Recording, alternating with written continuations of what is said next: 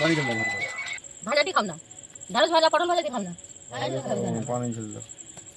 আমি ঢেলে আবার খাবে কেন? ভাত এখনো গরম আছে, পানি ঢেলে খাবি? ওরা ওই ঝোল করে ওই ঝোলগুলো খেয়ে এলি আর এ করতেছে, ভাত খেয়ে শুয়ে পড়েছে। তো ভাতটাকে তুললো,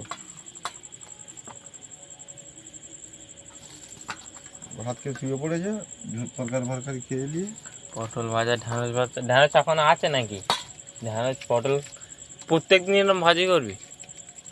চচ্চড়ি করবো কালকে। না না, বাজি আর ঠিক আছে, ডাল টমেটো থাকতো।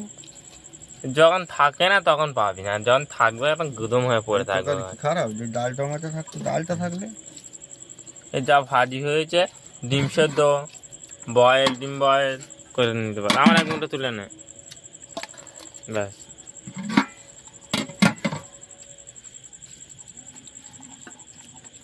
বাবাকে পান খা।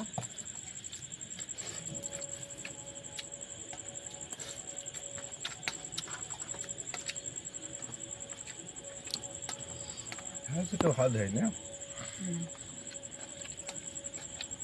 ওবেলা আমি খেয়েছি, ওবেলা আমি বট খাইনি ভালো।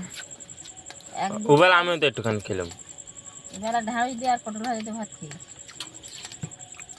ওবেলা আমি একটুখানি খাইনি ঢেঁড়স ভাজা।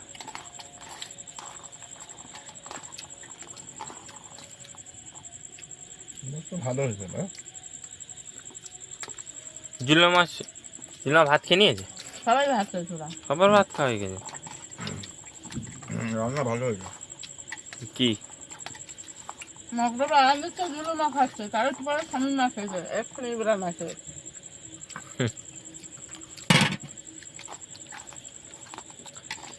এই ঢেঁড়স ভাজা রাতের বেলা ভাল লাগে।